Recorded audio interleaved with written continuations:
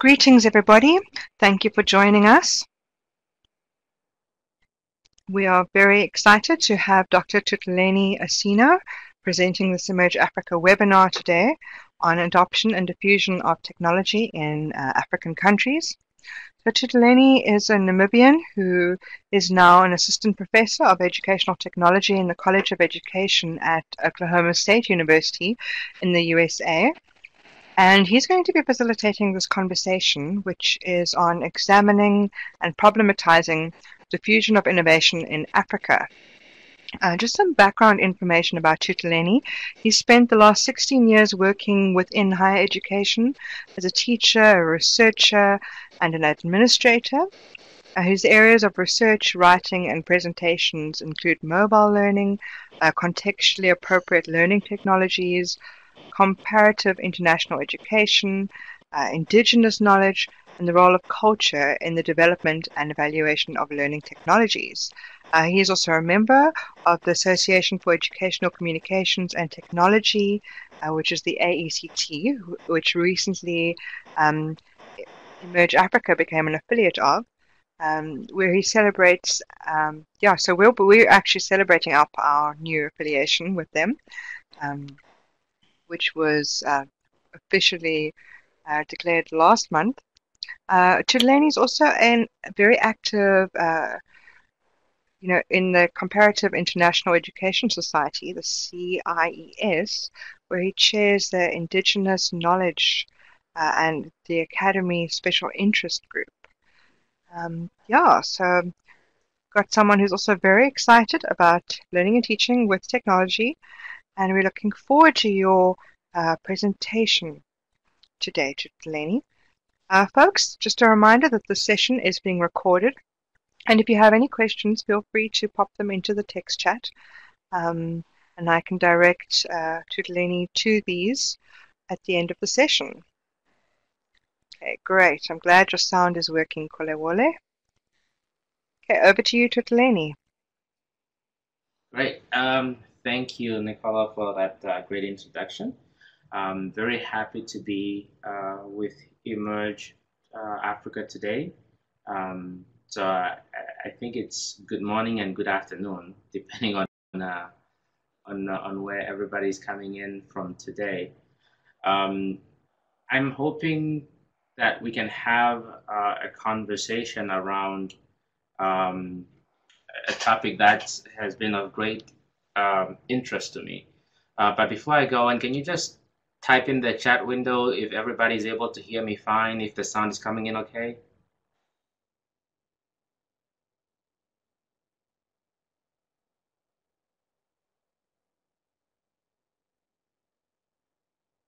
Excellent, excellent. Thank you. So I wanted to have a conversation about how we look at adoption and diffusion of technology in African countries. And for me, this is a bit of a self-serving conversation because, by virtue of being African, I'm constantly seeing in the literature about how people are talking about what's happening on the continent.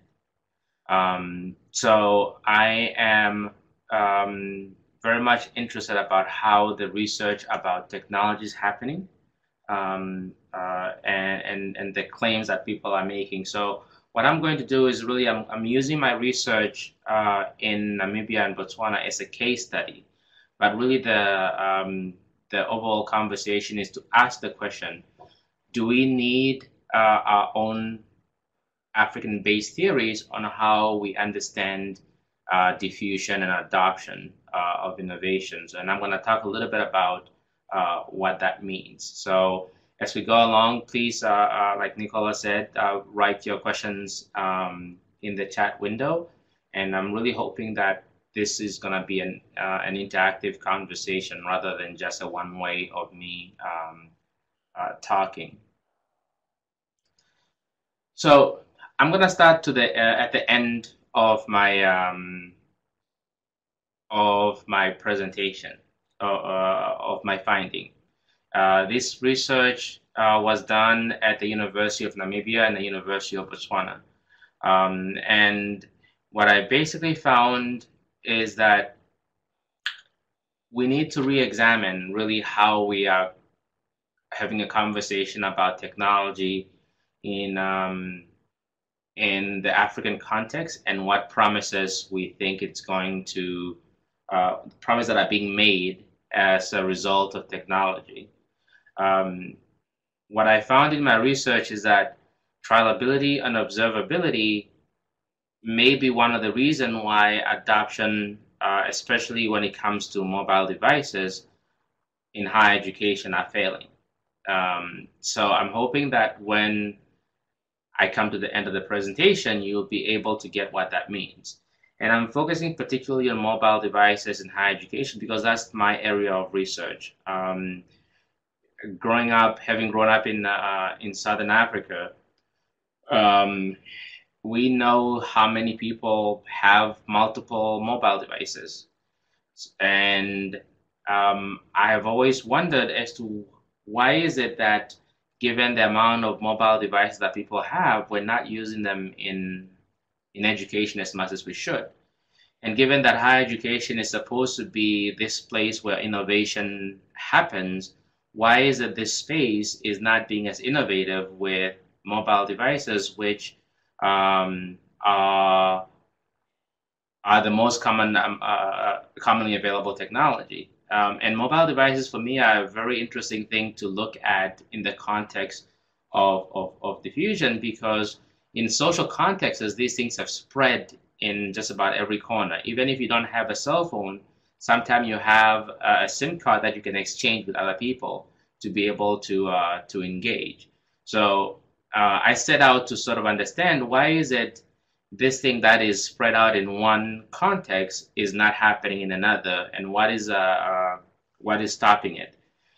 When I started looking at this, I went to the literature and started doing asking questions and digging into what other people have studied, but I just could not find an explanation as to what was happening. I found explanation based on things in Europe, in the Americas, and so forth, and in Asia, but when it came to Africa, I just was not able to find much. So again, I'm starting at the end where I'm arguing that we need to re-examine how we study technological uptakes in the context of Africa. And this concept of trialability and observability, I'm arguing are the two concepts that could help us understand this. So again, the central question that I'm asking here is that, do we need an African theory on adoption and diffusion of innovation? Does such a theory already exist that maybe somebody on the webinar here can share with us what that looks like?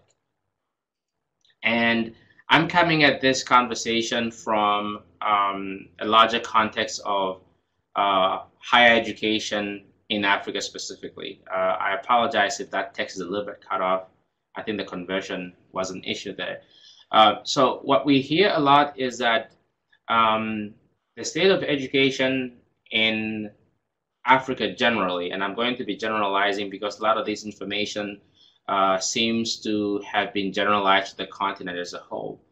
We hear that there's a challenge when it comes to access to higher education. Part of this is because we have spent so much time investing in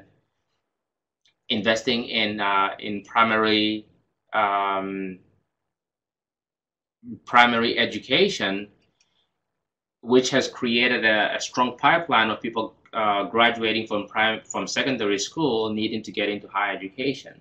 And access is now an issue. We have challenges of funding when it comes to the growing role of private higher education institutions and how much money they get from the government and so forth. We hear of issues of autonomy as far as faculty are concerned and governance issues. And we are constantly being bombarded about research being a problem that African scholars are not contributing to at the same rate to the global sphere when it comes to scholarship. But at the same time, we also have on the other end where our leaders love education. You cannot, and this I think goes globally as well. Every president, every world leader talks about the joys of education. Here I have four well-known African leaders. We have the president of Liberia who's saying that education is a powerful instrument for empowerment. We have the president of Namibia who's saying that education is going to be what's going to lead us in the fight against war and poverty. Kofi Annan, the past Secretary General of the UN, often talks about education as a way of equipping the youth with skills that are necessary for the labor market. And we have the often quoted Nelson Mandela quote about education being a powerful weapon through which we can change the world. So we have these two contradicting or perhaps parallel arguments happening. On the one hand, we're saying that there's a challenge to access to funding to education, but we also have, on the other hand, where we're saying no, education is really crucial to everything that especially government are trying to accomplish. At the same time, we also know that in the African context, we're very excited about technology and education. The old debate used to be, well, should we spend more money on other things, such as maybe poverty eradication and so forth, or should we spend it on technology? So I think that debate has sort of been concluded. The argument is now that investment in the use of ICT in African education context is a necessity. The old argument used to be, is it a necessity, a priority, or there are other things that are more pressing? But the answer right now, I'm arguing, is that technology is being viewed as having the ability to revolutionize all sectors of African economies, societies, and so forth. But at the same time, we seem to be taking on this approach of, if we just build it, or if we just make things available, we will automatically gain from the benefits of technology in education. So there's a lot of assumptions there that, in my opinion, seems to be a bit unexamined, or have not been thoroughly examined and problematized enough. So for me, the main argument I'm sort of also making in this presentation is that the global diffusion of ICT really places African countries in an educational quandary, if you will.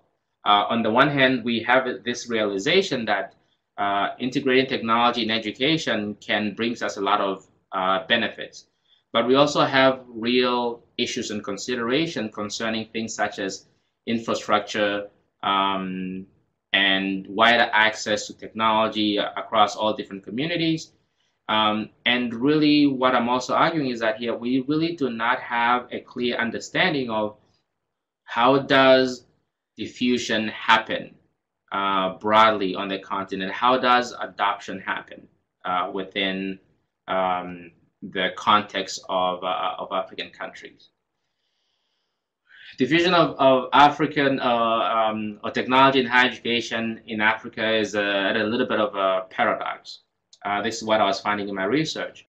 So when we look at it specifically from mobile devices, when we look at mHealth, we have many different projects that we can point to where people are trying out different ideas of how to address medical needs.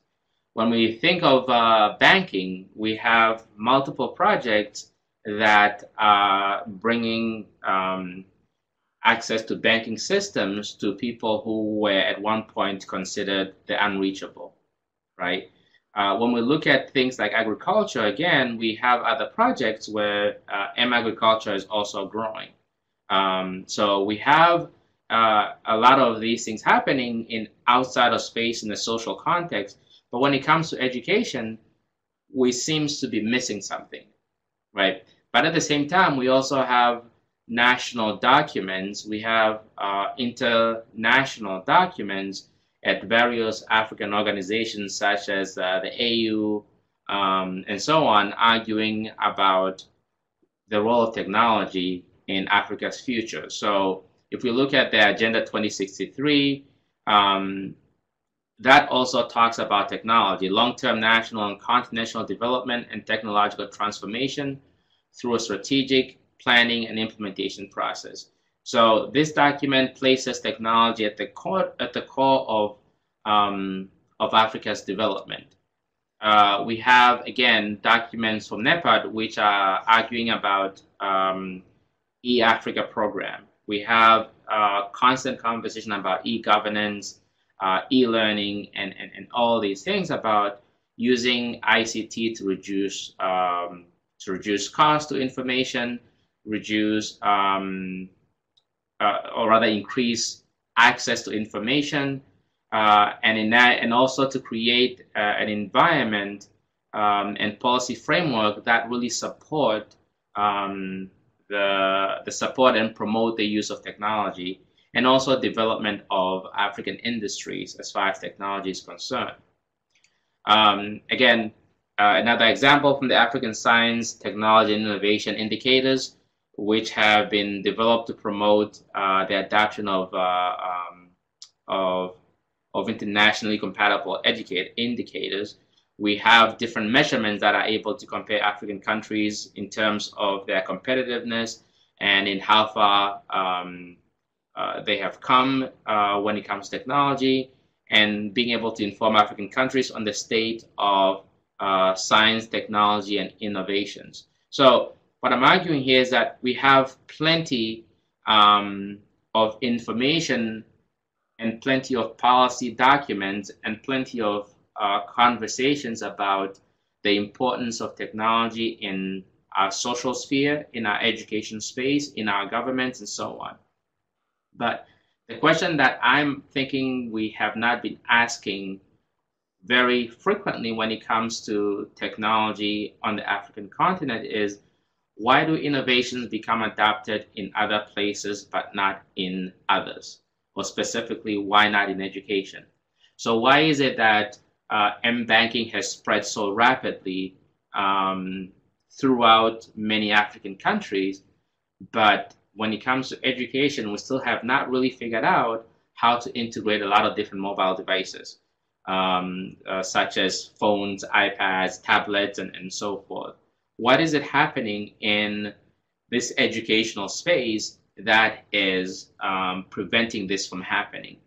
So that's a question that I was struggling with a lot, because when I was doing my PhD, my goal was to develop mobile tools that can be used for m-learning. But then I took a research trip home to Namibia one year, and I was invited to this school to do research and to work with students on mobile devices. And the first sign that I saw when I walked to the campus was a big banner that says, "No mobile devices allowed." So this sort of had me thinking. I was like, well, how is it that the school is inviting me to work with the students on mobile devices for this day, but for the rest of the year, they have a sign that says you're not allowed to bring any mobile devices around? But at the same time, we know that students these days are using mobile devices to take notes, to take pictures, to do everything. It's basically their version of a pen and a pencil these days, but we're not allowing them to use these things. So when I came back, I dug further into the literature to try to understand exactly what's happening here. What is it that's preventing these innovations from spreading?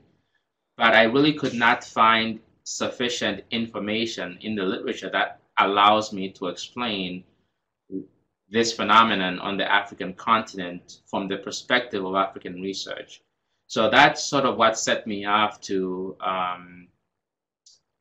doing this research and using the context of Namibia and Botswana as a case study. So I'm going to move now on to sharing about the case study at University of Botswana and the University of Namibia. Is everybody with me so far? Am I going too fast?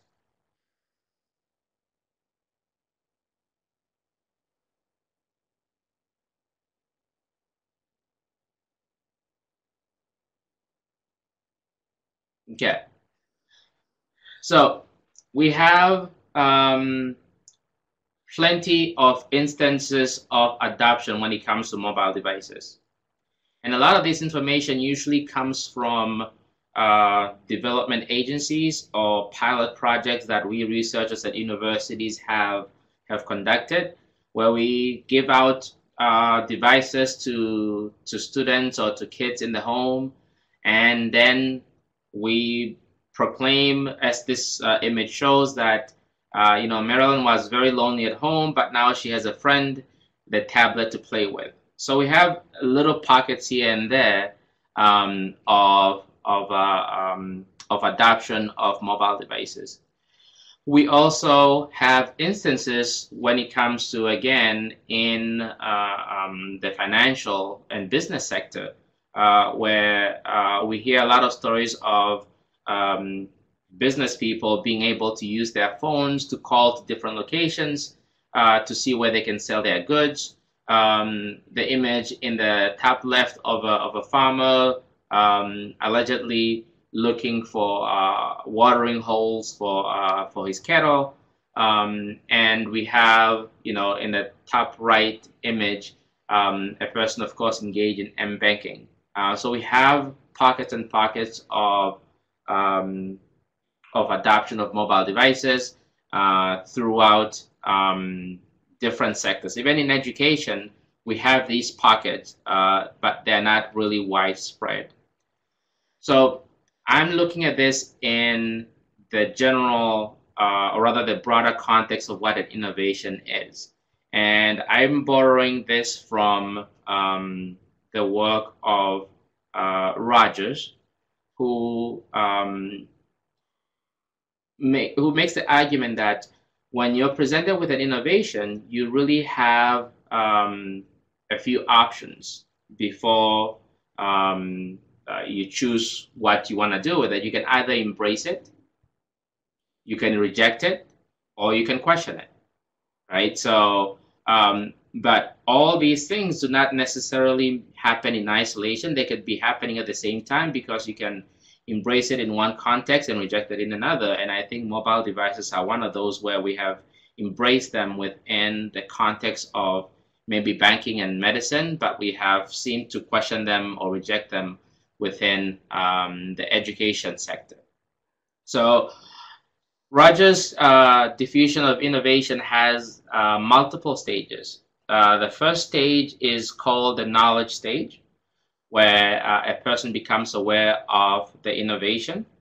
The second stage is called the persuasion stage, where a person or an adoption unit is making a decision on being persuaded whether or not to use this, to adopt this innovation. So the persuasion stage is where a person decides whether or not there's enough information there for them to move to where they can choose whether to adopt or reject the innovation.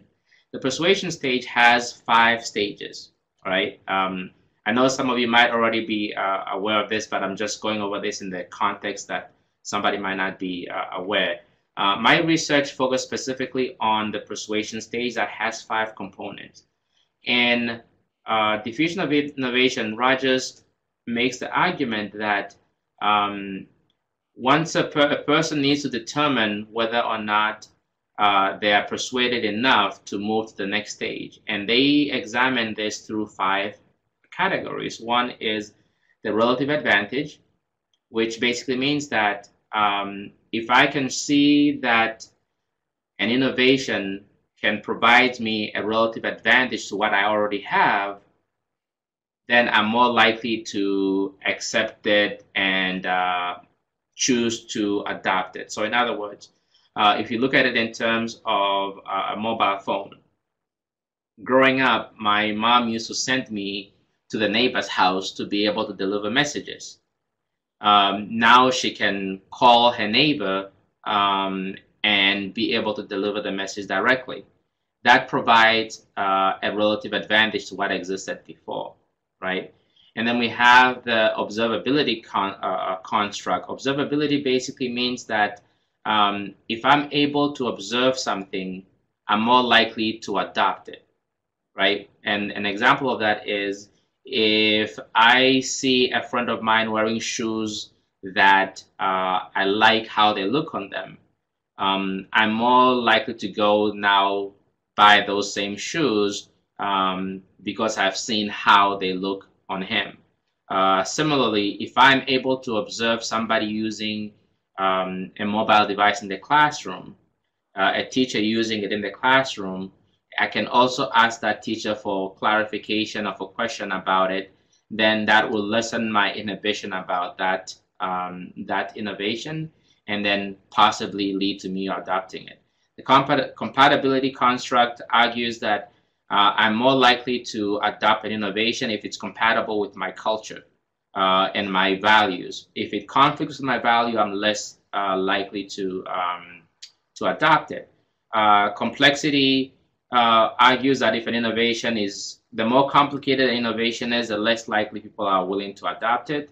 And then the last construct, trialability, is this idea that I'm more likely to adopt something if I'm able to try it. Think of buying a new car. You typically will go out and test drive it, and then based on that test driving, you make a decision on whether or not you want to buy that car. If you're able to try something out, you're more likely to adopt it. So when I went to do my research, I was able to establish that there was a knowledge of an innovation. People knew about mobile devices, how to use them, and so forth, but I couldn't establish the persuasion stage and how it plays out in the context of these two countries. So I focused my research on the persuasion stage. And I apologize for kind of glossing over the diffusion of innovation framework. It's much more richer than I've explained it. So if you're interested in this, I really encourage you to read Roger's textbook on this. So my research design, as you see it on the screen there, I basically had 5 purposes for my study, which was to identify what types of technology participants have and how are they used, because I wanted to know what kind of technology is present in the space.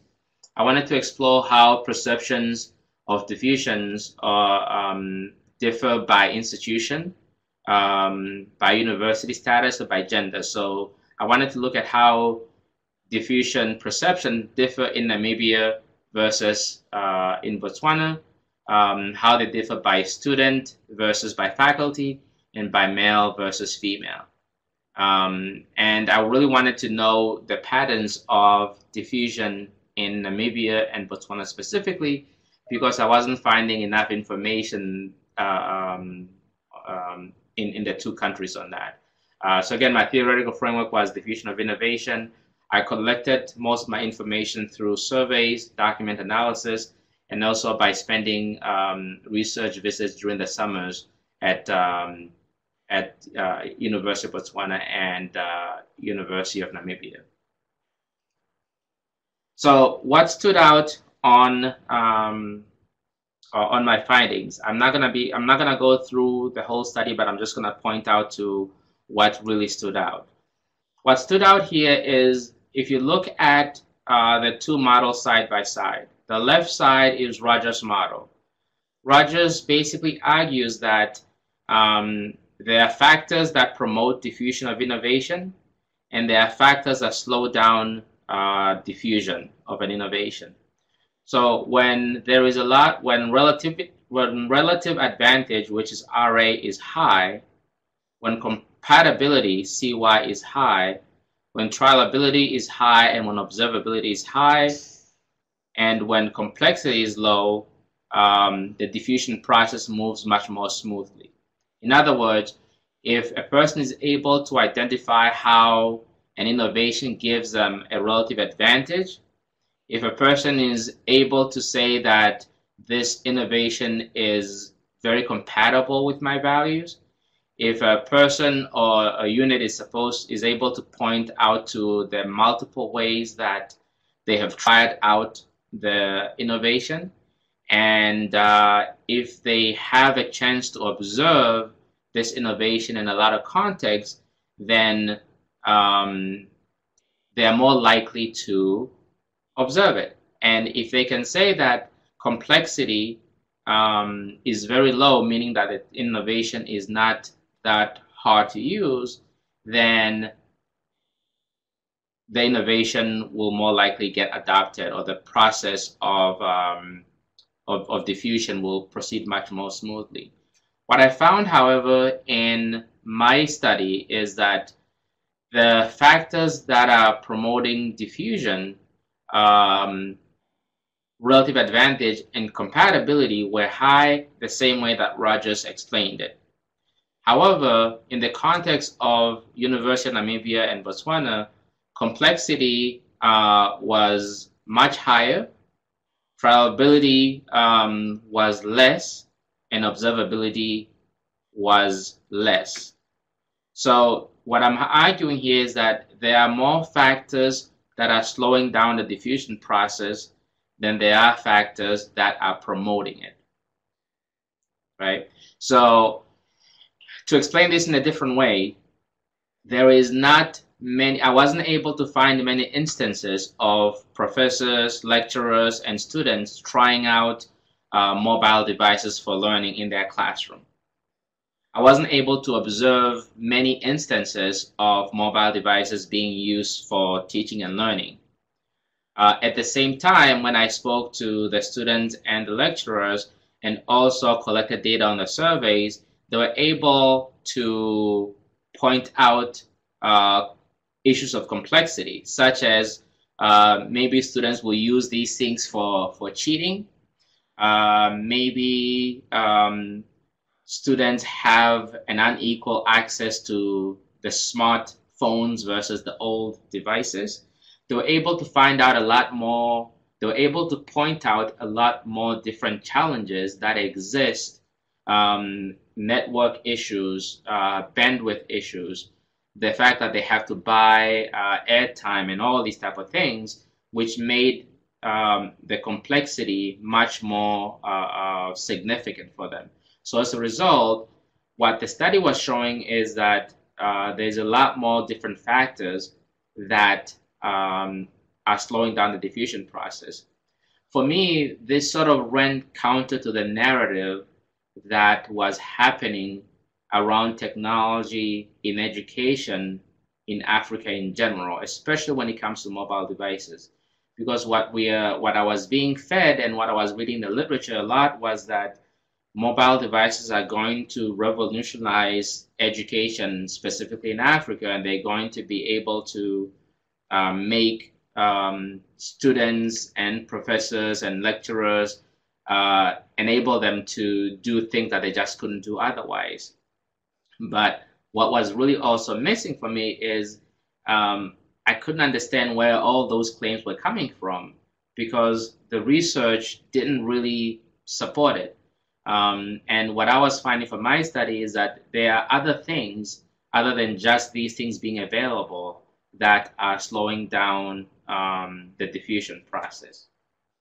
So again, comparatively looking at Botswana and Namibia, there really weren't that much differences. My data set had 900 students who participated and about 50 teachers.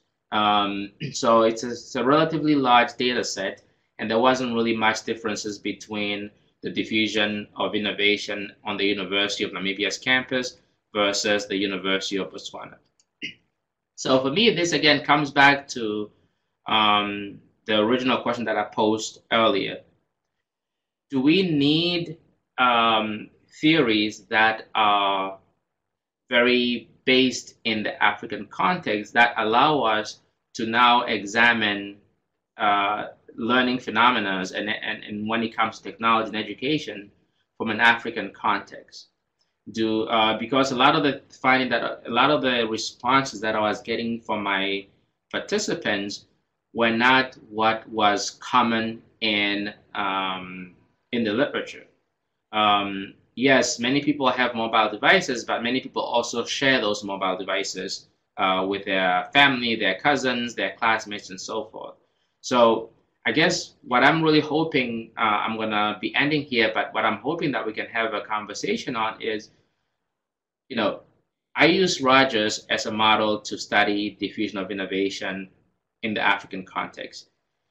I don't necessarily think that's the correct way or that's the only way. I'm really interested in seeing if we have other theories that we can then also use to explain what's happening on the African context when it comes to technology and education. Because right now, the prevalent narrative is more that if we just pump more technology in African institutions, we are going to expand access and we're going to revolutionize education. But I think we really need to ask the question of, why do we think these things are going to work? What is the process by which an innovation gets adopted in the African context? So with that, I will end here, and hopefully we can have some conversations.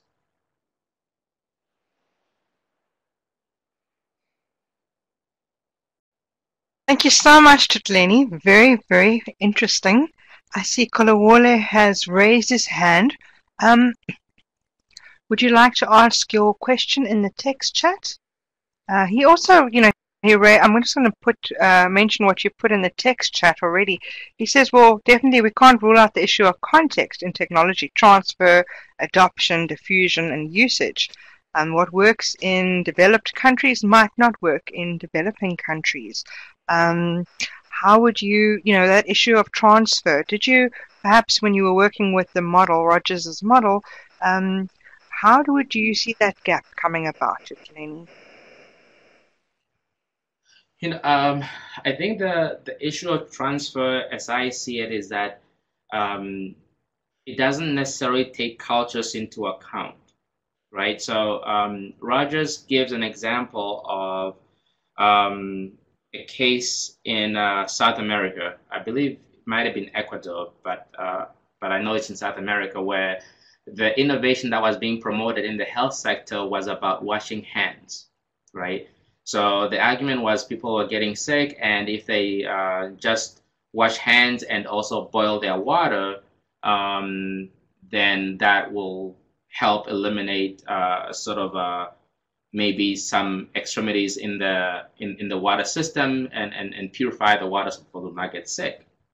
What ended up happening is that in this community, as Rogers explains it, is that only sick people drank water. Culturally, sick people were the one that drank water. So healthy people didn't drink water.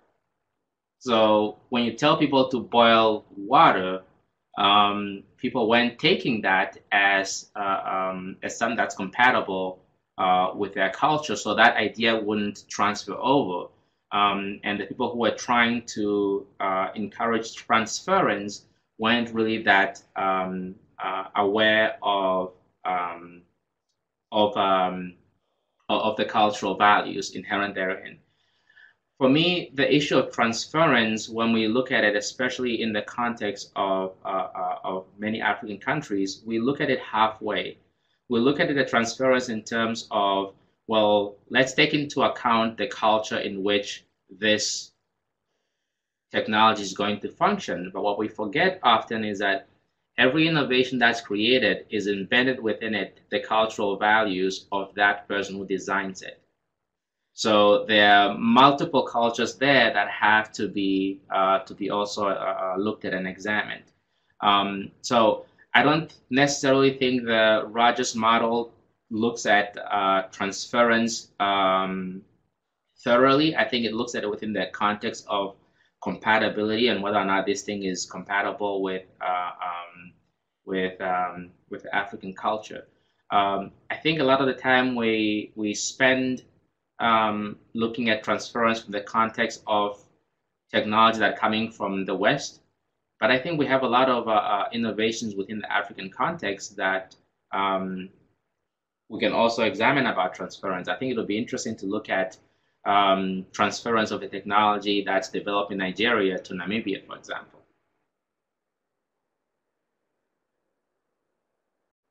Gee, thanks so much. That's really, quite enlightening thinking about transference differently. I just want to go back to some points mentioned earlier. Um, so Rita had something interesting. She said, well, maybe it's that we haven't really demonstrated the real educational value of things like mobile phones as researchers, demonstrating the value of mobile phones for teaching and learning. And then later on, to something related, she said perhaps we need to look carefully at points where technology provides the relative advantage, as you are suggesting. Because she's mainly I saying think there's not that's enough really, evidence to convince us of the advantages of these things for teaching and learning. yeah. I have to agree. I think my findings support that. Is that uh, you know it's there's if I wanted to start a mobile learning project at a university, for example, um, it would be really great if I also had other people that have done it that I can go ask about the challenges they face. Rogers explained this as the different categories of adapters, the early adapters, the late adapters, and so forth. So we need to create a category of more early adapters that can show how this technology provides a relative advantage.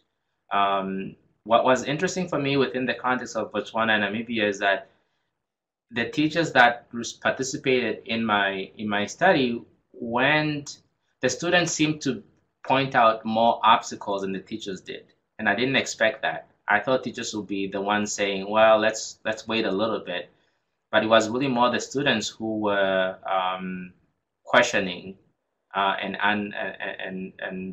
uncertain about whether or not this is going to be useful. The teachers seem to be more inclined to want to try, but there's not much opportunity for them to try. And when there's not an opportunity to try something, we don't have an opportunity to observe it. And when we're not observing something, we're not able to determine whether or not there's a relative advantage. And Roger says that if you cannot establish a relative advantage, then you're less likely to want to adopt an innovation.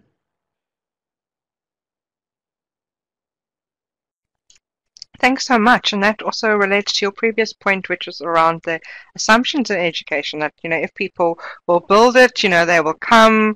And you're saying, no, actually, we need to first establish this advantage. There's also a point you mentioned by Kole Wole about the apathy of educators accepting technology for formal education and higher education. He says, and he mentioned some interesting, who was it? Someone talked about phones. Oh, it was Kafui who said in Ghana, um, educators sometimes to think too much about the negative impacts or the challenges. So he says in Ghana there are clear policies against mobile phone uses in high schools. Meanwhile, the national ICT policy claims that they're training students to become competitive students. So perhaps if you could apply, Rogers, or help us think through some of those. Yeah, I think there's and that's sort of what I was trying to indicate towards the beginning of the presentation, that there's a misalignment where um, at the at least political and government document level, and I'm intentionally saying document level because I think that's where it ends, where we're saying that yes, we really are trying to create information, we're trying to move our economies into an information-based society. We want society full of innovators and so on, but we are in some way not allowing innovations in the educational sphere. So I don't know where students are going to be able to try out um, how to be innovators if some of the policies are saying you shouldn't. But at the same time, I don't want to also minimize it because it is a challenge if you have, there are challenges if you have every student using a mobile device in the classroom. There are challenges with, yeah, cheating when you have a device connected to the internet is a real issue. Classroom management, when everybody has their head down on a device, is a real issue. So I don't want to minimize that, but I think we can find a way to address it. But I think for me, you can apply the same Rogers model to even policymakers. So if you're able to show a policymaker what the relative advantage of something is, and go through those 5 persuasion categories, I think that might also enable us to be able to spread the diffusion process along. You know, the rejecting or accepting an innovation is a decision, right? But that's not what diffusion is. Diffusion is not just about adoption or rejection. Diffusion is a longer process that involves questioning the innovation, seeking confirmation on whether or not you've made the right decision, implementing it, and then sort of going back and forth. And just because something has not been adopted now does not mean that it's not going to be adopted later.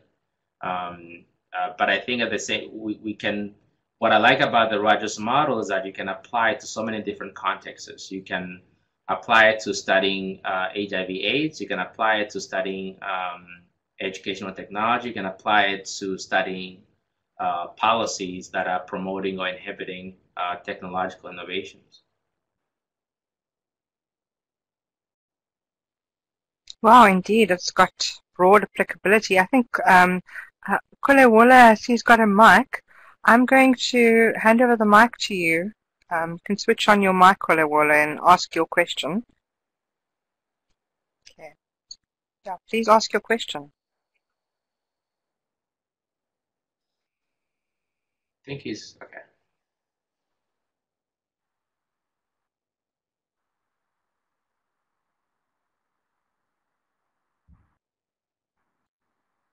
Go ahead, Kolewole, we hear you.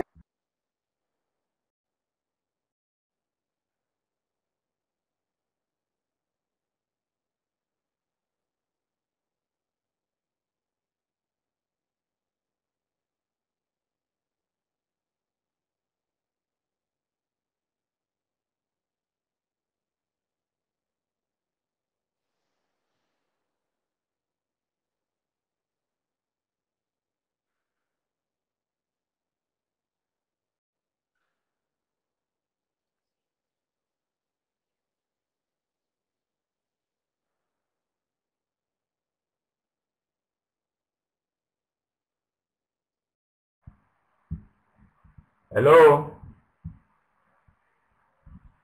Hello? Okay, thanks for the presentation, Doctor.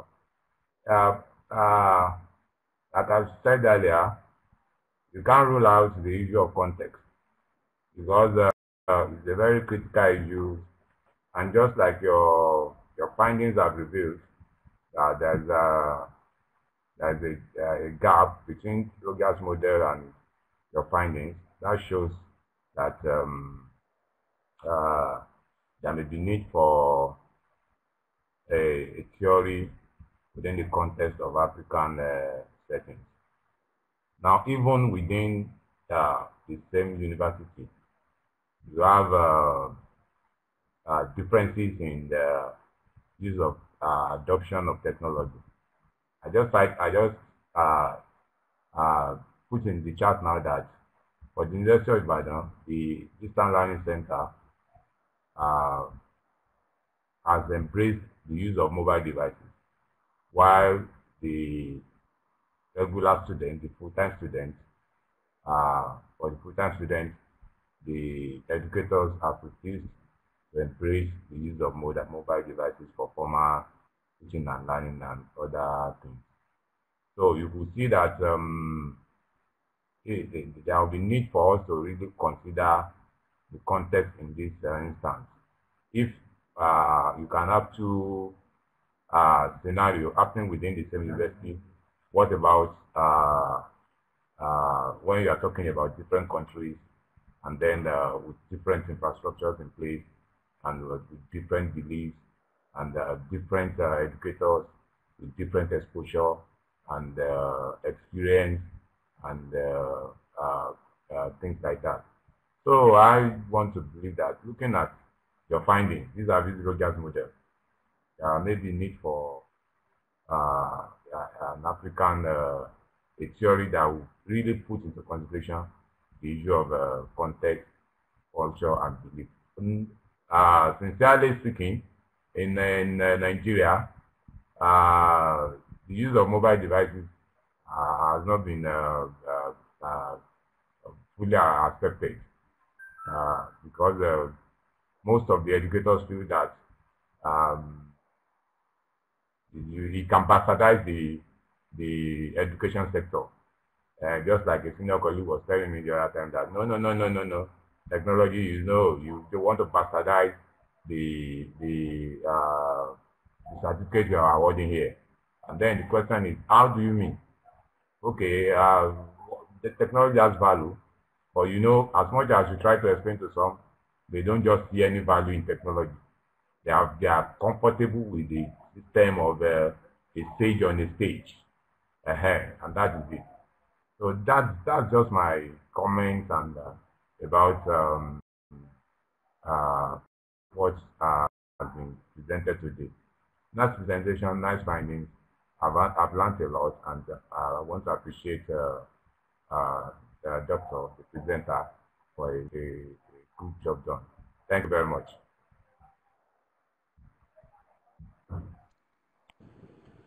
Thank you very much for the for your feedback. I absolutely agree with you. I think for me, what I was finding in the literature, I think one of the things that I wanted to clarify is I'm sort of making two arguments here.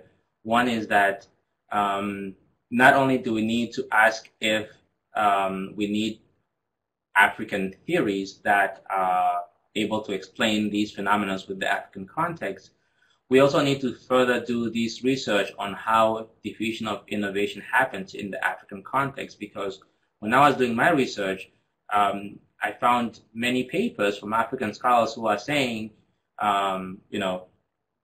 there's just not much research being done on diffusion of innovation in the African context. So there's clearly a gap on trying to understand how different innovations are taken up within the context of, specifically in education.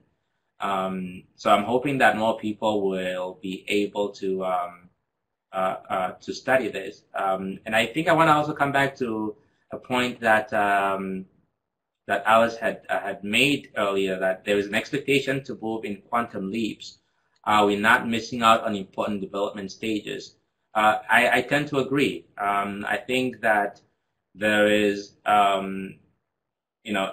it seems to me like every African country has a development plan that is positioning it to be like the whatever role model advanced economy that they have. And a lot of the time we are missing out on the different stages. And I'm not so sure if we're missing out on the different stages or we are missing out on understanding and studying those stages as they're happening. Because I think procedurally we do go through a lot of different stages, but I just don't know if we are studying those stages enough that we can now learn lessons from those in the future. Yeah, indeed. And Tutaleni, we've got an interesting point here by Rita. She asks, how do we catapult ourselves out of this non-diffusion space? We seem to be stuck in earlier stages all the time. And, I also see people talk about maturity models, but as you say, we don't really understand the adoption or uptake, those earlier stages yet. Yeah. That's a very good question that Rita posed, and I think especially in the area of mobile devices and M-learning, M-health, and so forth, the challenge is that a lot of the time we stop at the pilot stages, pilot studies, and then we don't move anywhere else. But I think those of us who are in the research have to also now move into being in some way advocates. Instead of just me going to a context, doing my research and leave, then maybe I have to go back and do multiple projects there. I think our universities have to invest more in centers of innovation and centers of teaching and learning with technologies, where people can actually test out things, can play around with things, and be able to create more group of people who can be observed doing these things, and then create more adopters. But on the one hand, I think we are stuck at these early adopter stages and not moving anywhere. But at the same time, we also are not recognizing what is happening, or explaining what's going on, or researching what's taking place. So, for example, I was in Namibia in July attending a session on drones, right, and how these university students are using and developing drones and everything else. But the people who were in the room did not have that many people on it. And I would have loved to have that session being highlighted, saying, okay, look at what these people are doing, look at what innovations are happening here. I think there's a lot of innovations happening in our own contexts that are just not being highlighted enough. And Alice, you're absolutely right. Technology is evolving very rapidly. When you get onto Facebook, then you find out that Facebook is not cool anymore, and you go to Twitter, and then now you find out Twitter is not cool anymore. Now you go to Snapchat, and then you find out that. So you're always chasing something else. But I think for me, we have a really awesome opportunity to be able to study innovations within our own context and examining it from our own cultures, and being able to tell the world about how it's being done in our own context, instead of the rest of the world coming back and telling us, this is how you guys are doing it. Thank you so much, Tutaleni. It's absolutely fascinating. It's 4 p.m. now. I realize there are folks who need to go. So, yeah, don't feel free if you need to leave.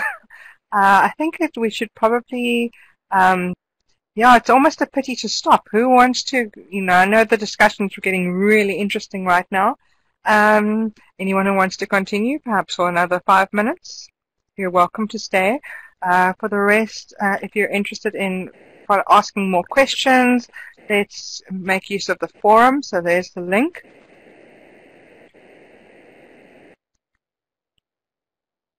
Oh, Kafui says he's just started his day in Maryland. Oh, I didn't know you're in the US right now.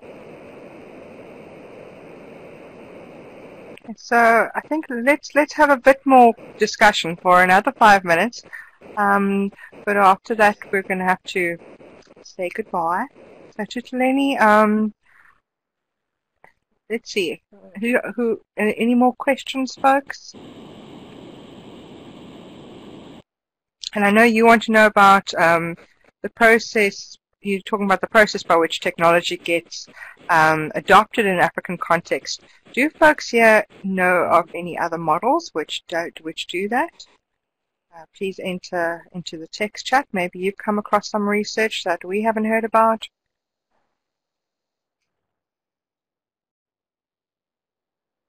And Tutaleni, I'm going to hand over to you also if there's anything you want to know about specifically from our attendees today. Yeah, no, I would love to just hear some of the work that people are working on in their own context. And I think the question, I'm not so sure if we have addressed one of the questions that I posed here, which is really, do we need a theory? Do such theory exist? Do we need other ways?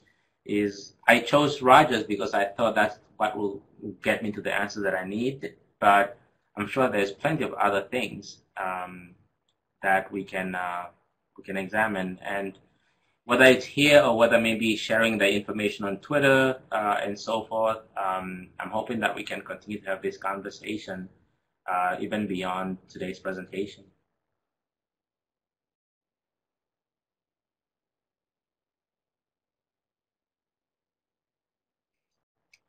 indeed. And also perhaps, it's something that I've been thinking about is the kind of research that we're currently doing and looking at. Many of us are, I know Rita as well, it's often small case studies, things based on, something you're piloting in your classroom. And how do we go from this small thing that we're doing in our context to talking about this broader diffusion? I mean, how do you study diffusion and adoption?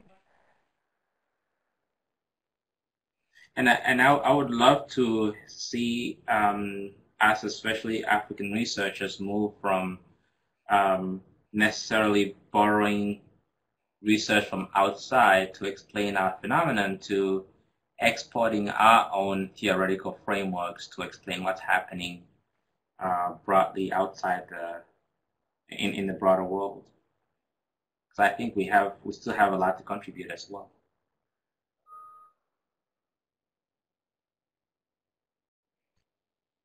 Yeah, indeed. Well, I think the discussion seems to be winding down. So while things are still high energy, I'm going to say thank you so much, Tutaleni, for presenting for us today. Perhaps folks can go back and think and then come back to and contribute to the discussion forums. Because this is a massive question. Whether we need an African theory, what is Rogers and other models that talk about diffusion, innovation, e-learning, something that we're quite familiar with. We see the words e-learning uptake. What are we not getting from those models? So don't forget to think about it, take your time, and then come back to the forum and share. And once again, thank you very much to Tutaleni, and wish you a wonderful day in Georgia. Okay, cool. And thank you all for attending and for the deep discussion.